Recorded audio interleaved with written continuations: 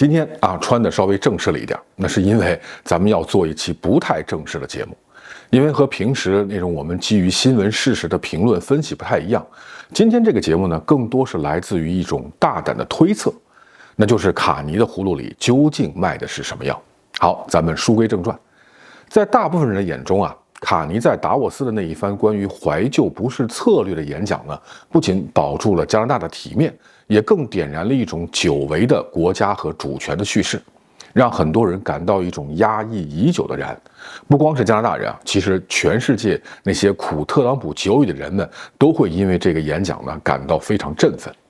但是在另一部分人眼中，尤其是一些观察家跟商界的眼中呢，那面对美国的无情威胁，几乎没有反制手段的加拿大，似乎正在滑向深渊。那果然1月底呢，整个北美大陆迎来了一场严寒，而随着这股北极涡旋的洗礼呢，美加关系过去几十年的那种温情呢，似乎也已经彻底被冰雪覆盖。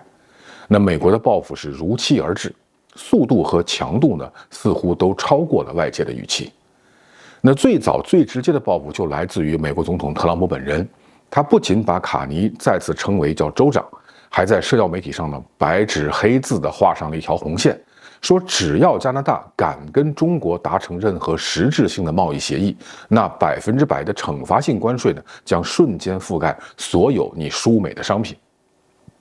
那也是为了展示这种关税大棒并不是虚张声势，1月29号，特朗普突然宣布呢，美国进入了国家紧急状态，以便可以打击那些向古巴提供石油的国家。其实明眼人都能看得出来，这同时也是在杀鸡给猴看，警告所有人，尤其是加拿大。那么在一些关键领域在能源贸易路线上，谁敢乱动，谁就是下一个被记起的对象。当然，美国的极限施压向来是全方位的。就在几天前呢，美国驻加拿大大使皮特·霍克斯特拉在媒体面前也公开放话，说如果加拿大不立即推进那个88架F-35战机的采购订单，那美国就不得不重新考虑北美防空司令部的安排。说白了，如果加拿大不掏这笔已经涨到277亿加币的采购费呢，那美国的战机就将更加频繁，甚至常态化的进入加拿大领空来接管防务。那这对于一个主权国家来说，多多少少就有点羞辱的意思了。那你看，紧接着庞巴迪飞机也被算计了。相信这还不算完，接下来呢，类似的麻烦还会有很多。那所以一时间呢，关于卡尼的评价呢，在加拿大国内也陷入了冰火两重天的境地。有人夸他英勇无畏，也有人说他是愚蠢加混蛋。但是事实证明呢，卡尼他不仅没有被美国的这些手段吓住，反而呢是有条不紊地在继续他的惊人之举。就在华盛顿用领空和关税进行勒索的时候呢，卡尼的能源部长呢却在印度的果阿又扔下了一枚深水炸弹。加拿大和印度不仅重启了中断很久的双边对话，还签下了一份为期10年的油矿的供应长约，甚至还要大量的向印度出口天然气和原油。可见呢，卡尼绝对不是一时的头脑发热，他在北京谈市场，在达沃斯谈主权，在印度谈能源替代，每一步都在有条不紊的，又是很精准的在拆解美国的锁喉。那么究竟是谁给了卡尼这种在悬崖边上行走却气定神闲，连回头看都不看一眼的勇气呢？难道真的是家国情怀冲昏了头脑，要带着加拿大去撞南墙？或者是像坊间流传的那样，说卡尼他反美式工作，赴美式生活，在镜头前纯粹就是进行一场政治投机秀吗？其实这些说法明眼人都知道是很难站得住脚的。因为作为全球最顶尖的风险管理专家，卡尼不可能只凭着一股书生气什么爱国凝聚力等等这些就去跟特朗普硬刚，在没有后手的情况下去挑战那个全世界都敢怒不敢言的强人总统特朗普是什么后果，他自己难道不清楚吗？而这些问题的答案呢，我觉得肯定不在口号和新闻的表面里，很可能是在一些关键的数据。那么就在大家以为关税大棒会把加拿大经济砸到地底下的时候的，全球最大的资产管理巨头之一先锋领航呢，在1月中旬悄悄地发布了一份深度的研究报告。这份名为《2026年加拿大展望：竞争优势支撑光明未来》的报告里边呢，就给出了一个极其大胆的结论。他直接把2026年的加拿大呢定义为产业资本真正的避风港。先锋领航的高级经济学家亚当·希克林在报告里边就直言不讳说，虽然2025年经历了关税的冲击，但加拿大的经济基本面似乎正在以一种前所未有的速度脱钩并且稳固。那么在报告里呢，他们进一步预测说，即便在美加贸易摩擦最剧烈的2026年，加拿大的 GDP 增长呢仍将维持在1.6%的这个稳健水平，核心通胀率呢也将稳定在2.2%。更硬核的数据是呢，在1月底，当美股因为特朗普的紧急状态而剧烈震荡的时候，加拿大的标普多伦多证交所的综合指数，就是 TSX， 竟然逆势创下了33428.44点的历史新高。那这在逻辑上是完全解释不通的。一个70%-80%的出口依赖美国的国家，在面临100%关税威胁的时候，股市怎么会创下历史新高呢？那么答案可能只有一个，就是除非那些真正掌管着数万亿资金的华尔街大鳄们根本不相信特朗普真的能够掐死加拿大。无独有偶啊，我们可以再去查一下布鲁克菲尔德和黑石这些全球顶尖资产管理公司最新的投资研报。那么在布鲁克菲尔德2026年的这个投资展望中，全球正在进入一个由去全球化和数据主权驱动的基础设施建设的超级周期，而加拿大正是他们眼中那个全球电力、清洁能源和 AI 基础设施最核心的资产重镇。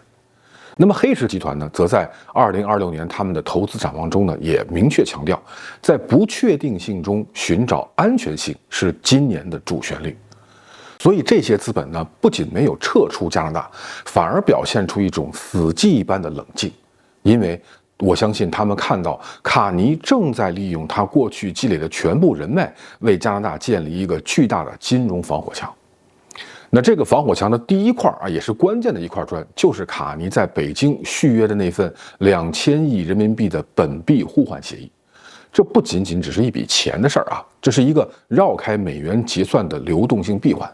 它意味着，即使美国通过关税手段封锁了加拿大的美元的来源，那么加拿大的能源和大宗商品依然可以通过这套系统这样一条通路，在全球寻找买家，并且能够维持有效的金融清算。那么这个防火墙的第二块砖呢，就是在印度。那么卡尼本周呢，在印度果阿就投下了这个炸弹。加拿大和印度双方不仅签署了高达28亿加币的10年的油矿的供应长约，而且更完成了一项让全球可能都没有想到的一个合作。加拿大不仅要向印度出口天然气和原油，还要让印度利用其庞大的这个炼油能力呢，反向加拿大供应成品油。可能有的朋友不太清楚哈，一直以来加拿大作为一个产油大国，但是却缺乏基本的炼油能力。那么成品油呢，高度依赖美国。比方说我在的 BC 省就是这样，美国那边的炼油厂只要停工检修，这边的汽油价格蹭蹭就往上涨。为啥呢？因为我们自己没有炼油厂。那么卡尼这一手呢，就等于是把加拿大的脖子从美国的这个虎口里边给挪出来啊。当然，希望三哥这回能靠谱点啊。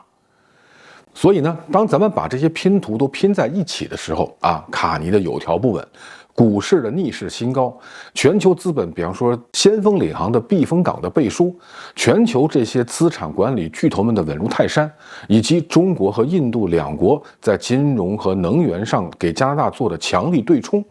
我们也许就能够看清楚卡尼背后那个真相里边的第一层。我们大家都把加拿大会看作是一个国家，但是也许在卡尼眼里不一样，他可能把加拿大看作是一个超大规模的主权资产组合。而华尔街之所以这么冷静，也是因为他们看到卡尼在北京谈的人民币结算，在印度谈的能源替代，本质上都是在给这个超大的主权资产组合在进行风险对冲。那这种操作方式完全是按照对冲基金和顶级私有化基金的逻辑在运行。那么于是在资本看来，跟这样一个行长级的总理玩对冲，那么胜算肯定要大于跟着一个贸易战的总统去乱闯。那说到这儿，您可能也会发现这一切反常、反逻辑的现象，似乎也都在指向我们节目开头所提到的那个大胆推测，那就是卡尼在推进的不是一时的血气之勇，而是一份集合了全球非美资本，旨在重塑北美经济版图的所谓的 B 计划。但是你肯定也会问你不管是 B 计划还是 C 计划是什么计划，特朗普那100%的关税都是实打实的挂在脑袋顶上的一把利刃呢。那经营到骨子里的全球金融资本们，他们不仅不跑不害怕，反而还要在加拿大这个火药桶上继续加注吗？他们难道真的不怕死吗？那要回答这个问题咱们就得把刚才那个推测呢再往下推一层。这个所谓的 B 计划，也许根本就不是马克·卡尼自己拍脑袋想出来的救国良方，相反，它很可能是全球顶级金融资本在预见到美国政治秩序失控以后，秘密制定的一份资产避险和全球化续命的终极方案。那么，谁来负责这项计划的执行和推进呢？这时候我们再看卡尼的履历高盛的高管加拿大央行的行长，英格兰央行的行长，全球顶级资产管理公司的掌门。你看，这样的马克·卡尼根本就不是什么传统的国家总理，他更像是一个被全球金融巨头们联手选中的这个 B 计划的首席执行官。只不过这个 CEO 的不同之处在于，他拥有主权国家的豁免权，但他的职责也只有一个，就是推动全球化再融合的运动。那么加拿大呢，也就是这份 B 计划为了避开特朗普的锋芒而被选中的办公地点。那么全球资本之所以在2025年会倾尽资源来支持和帮助卡尼竞选，也是因为他们看到了、预见到了特朗普的回归呢，意味着美国这个自由灯塔将变成了一个美利坚堡垒。那么在这个背景下，那所谓的 B 计划也就更好理解了。其实它就是全球金融资本为了逃避特朗普那种破坏性的孤立主义的、用高额关税的、更加不确定的这样的一种危险，那么在北美版图上强行切割出来的一个离岸备份服务区。那么这个计划的核心呢，本意也不是为了救加拿大，而是为了在特朗普试图切断全球分工，把所有的利润锁定在美国境内的时候呢，他们给资本留下一个可以继续高效增值、继续利用全球利差获取高额利润的经济特区。那您可能会觉得奇怪那美国总统向来不都是说他们是为华尔街的利益服务的吗？那为什么到了特朗普这儿，大家就玩不到一块儿去了？那么逼着华尔街还要大费周章的在加拿大去另起炉灶呢？那这儿呢，咱们就得聊到一个非常深刻的矛盾，就是选票和钞票的决裂。其实特朗普跟华尔街呢，在有一点上是有共识的，就是他们都会认为说，现在的美国经济呢，金融化的比例太高了，已经到了危险甚至要产生断裂的边缘。那么双方都觉得实体经济的价值呢，是需要重新被重视的。但是问题在于，虽然目标看似一致，但是他们想要的结果和实现目标的路径呢，却是水火不容的。特朗普的所谓制造业回归，本质上还是为了选票去服务的。他需要的是把工厂开在俄亥俄州，开在宾州，他需要的是给那些铁锈地带的工人们能够发工资。他要的是一种封闭式的、高成本的，但是慢节奏的内部循环。说白了，特朗普是想把门关起来，让美国人自己玩得更开心一点。但是这在追求利润最大化的全球金融资本的眼里边呢，这种做法是不行的。那咱们举例来说明郎咸平教授在提到这个 B 计划的时候呢，他曾经提过一个非常有代表性的案例我们知道加拿大是一个木材大国森林资源是很丰富的，但是长久以来加拿大的木材资源呢，其实都是被资本所掌控的。那么资本是怎么玩的呢？那么在过去的这个秩序当中呢，加拿大的这个原木被砍伐下来呢，是以这个比方说以1块钱的价格卖到美国，价格非常低那么美国人在华盛顿州、在俄勒冈州进行高附加值的加工，把木材呢变成了高档的建材、家具，然后再以20块钱的价格呢卖回给加拿大人。所以你看，这1块钱到20块钱的这个跨度当中呢，有19块钱的利润，够意思吧？那么这就是资本所追逐的所谓全球化带来的剪刀差。但是现在呢，特朗普不想这么玩了，他要把门彻底关上他要把所有的原材料和产业链呢都锁死在内部，他要搞绝对的次循环。他要让资本家把这19块钱吐出来啊，去增加就业啊，去增加基建，让美国再次伟大，让自己的头像呢最终可以刻在总统山上。所以呢，他要对加拿大加关税，要逼加拿大成为第51个州，为此呢，甚至不惜代价。但是这种代价呢，在金融资本眼里边那是接受不了的，因为短期来看，特朗普的这种政策呢，极大的增加了生产的综合成本，实打实的把他们的套利空间给压缩了。那么，即使从长期看呢，情况也不乐观。如果资本全部被关在美利坚堡垒里，那么高昂的人工、老化的基建和恐怖的内耗，那最终这19块钱的利润可能就剩下不到几块钱了，这怎么能行？因为资本是不分国界的，它只对利差忠诚。所以，华尔街和那些资本大鳄们，他们根本不在意美国是不是伟大，他们在意的是利润够不够大。如果要跟着特朗普走，那么资本家最后觉得自己大概率可能只能在美国境内吃那点可怜的被工会和各种监管体系挤压以后的那点清汤寡水。但是在华尔街的胃口里，他们已经吃习惯的啊，一直想吃下去的是亚洲的廉价劳动力和极致的生产效率所带来的那种硕大的肉啊！你看，这就是矛盾的根源。华尔街本质上并不反对制造业回归，但他们坚决反对制造业以特朗普这种低利润、低效率的方式回归到美国。那既然特朗普不听话了，美国不再按照全球化的套路出牌，那么也不愿意再做华尔街的代言人，那么对于全球资本来说，启用 B 计划就成了唯一的选择了。所以，当特朗普试图修建一道围墙，把美国锁死的时候呢，那么作为 B 计划 CEO 的卡尼的任务就明确了，那就是在这个围墙的北边，利用加拿大的主权便利呢，要挖出一条通往全球市场的暗道。那么这也就是 B 计划的真正核心，他要让卡尼把中国的全产业链的效率，加上加拿大那取之不尽的低价能源，去造就一个全世界范围内无可替代的实体经济的金矿。那么这种中国效率加加拿大资源的组合呢，本质上就是对特朗普美国堡垒这种方式的一种降维打击。它不仅能够让全球资本呢继续享受那种亚洲高效供应链所带来的巨大红利，还能够利用加拿大的地理位置呢，直接把产品堆到美国的边境线上，让特朗普的关税墙呢，在这个成本优势面前变得形同虚设。讲到这儿，您大概也就能明白了前两天新闻里那个惊讶了全加拿大的场面到底是为什么了。卡尼跟安省省长道格福特在那家披萨店里边呢握手言欢。大家想想，福特省长为什么突然就改变态度啊？几天前他还在公开喊话，要抵制中国的低价电动车啊，要跟卡尼撇清关系。那为什么仅仅是一顿午饭的时间就吃了2块披萨，他就突然改口说我们跟总理有99%的一致，我们是加拿大团队的一员？因为福特听懂了，他也看清楚了，卡尼这不仅仅是求生，这简直是一波泼天的富贵。所以呢，他吃了是一颗大大的定心丸，以至于连披萨都只吃了1块就饱了。那你看，如果福特都如释重负了，那随后的省长会上，其他各省的省长们的态度也就可想而知了。所以，就连阿尔伯塔省的女省长也在会后面对媒体的时候呢，用了看到进展的迹象和谈得非常顺利这样的一种措辞。那么同样的道理，这也就能够解释了为什么芬兰总理跟英国首相紧随卡尼的步伐就去了北京，而且呢，2月份德国总理默茨也要率领企业团紧急访华。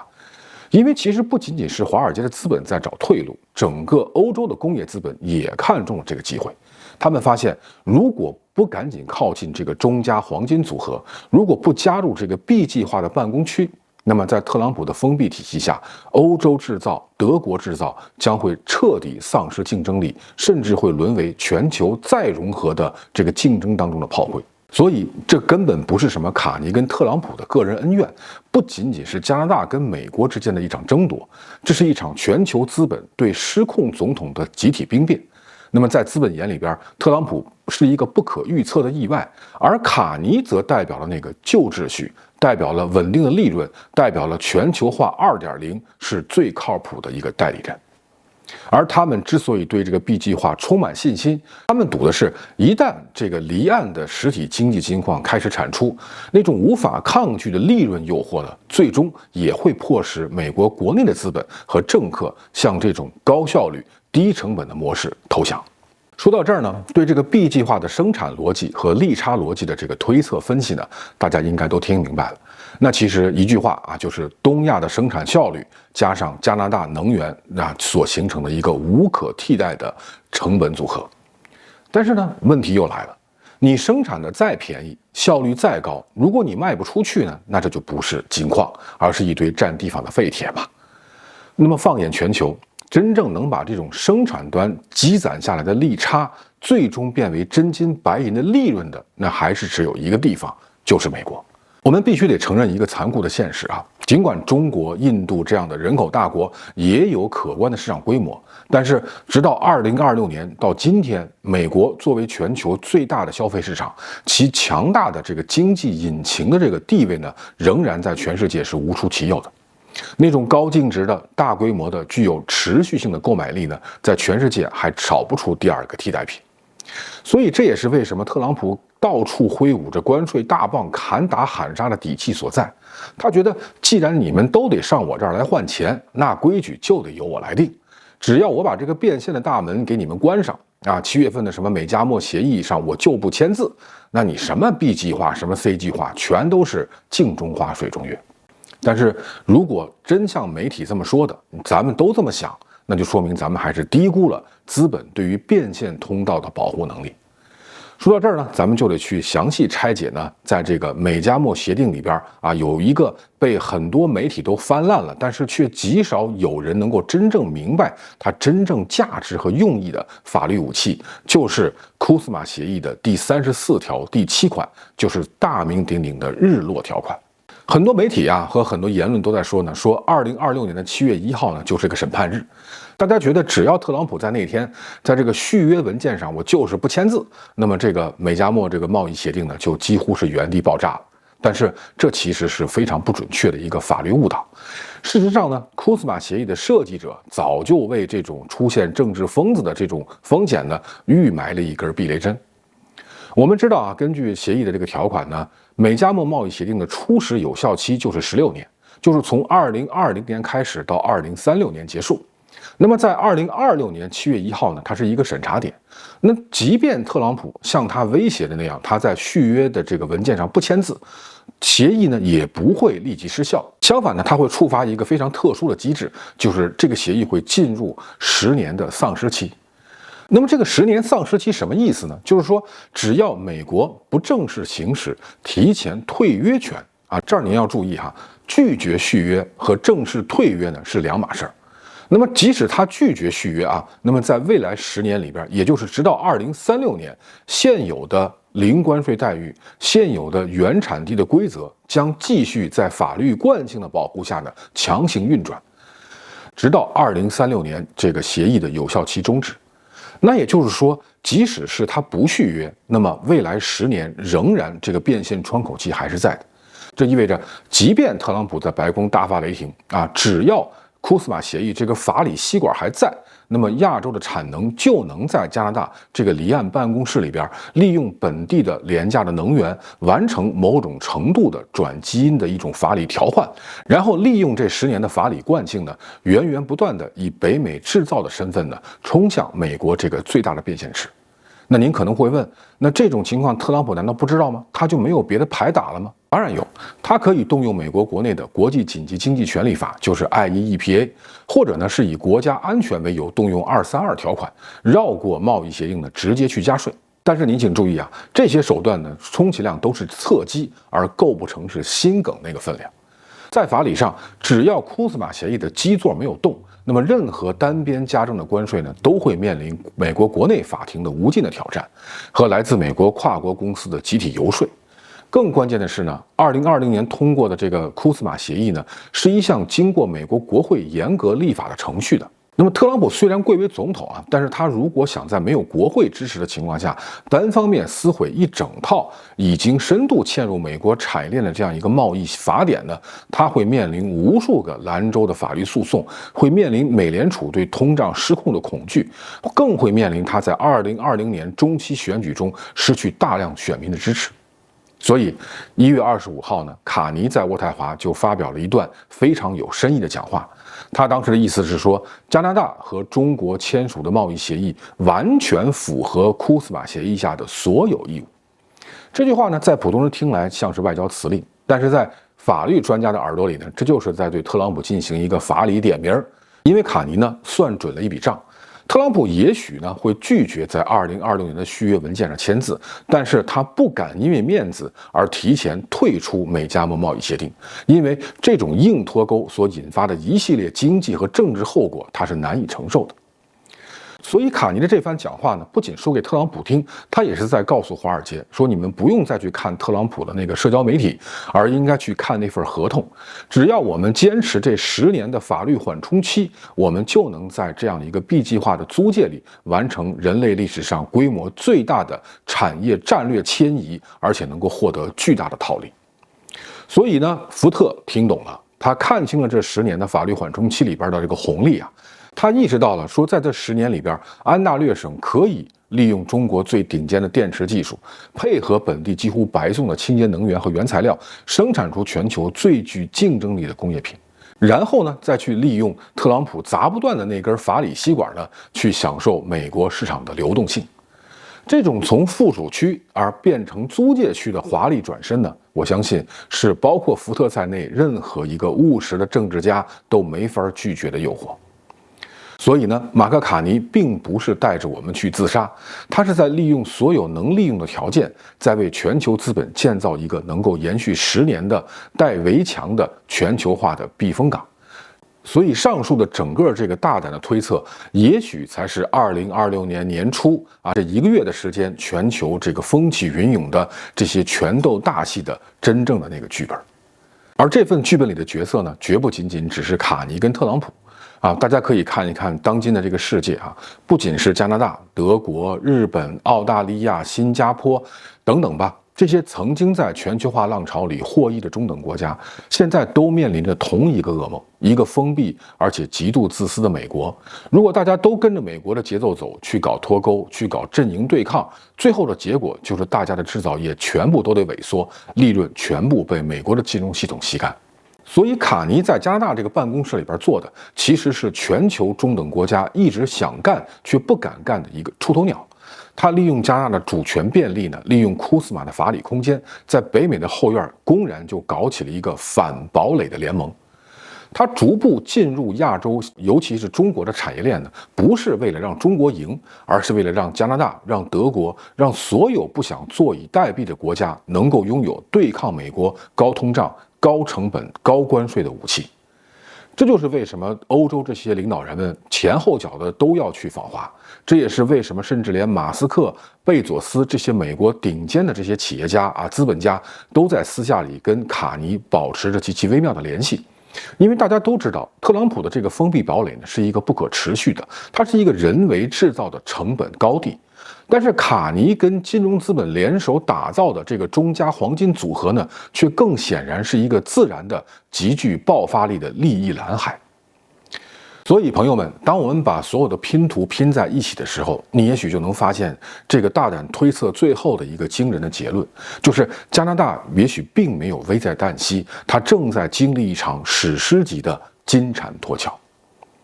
这场蜕变的痛苦呢是真实的，因为特朗普的叫嚣也不是开玩笑。但是在这层层迷雾之下，马克卡尼也许正在带领着这个国家，甚至在某种程度上带领全球的中等国家，在寻找一种后美国时代的生存模式。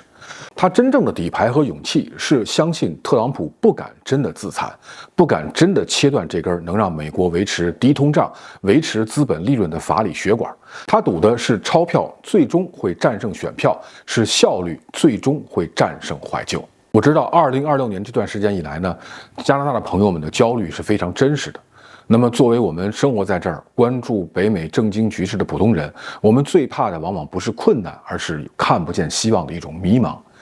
但是通过今天的这个拆解和推测呢，我也希望大家能够看到一个最底层的一个逻辑哈。那么在2026年这个秩序已经断裂的时代呢，那么过去的我们所依赖的那些确定性呢，它可能不会再出现在新闻里，出现在政策上，出现在各种文件上，而可能需要我们去一些细节的地方去寻找，需要我们通过冷静的计算才能够去得到。所以我们不用被新闻里的口水仗吓到，也不要被这些虚无的英雄主义或者阴谋论去带偏。我们要看到的是资本的流向，是法律的底线，是那些顶级操盘手们正在进行的布局。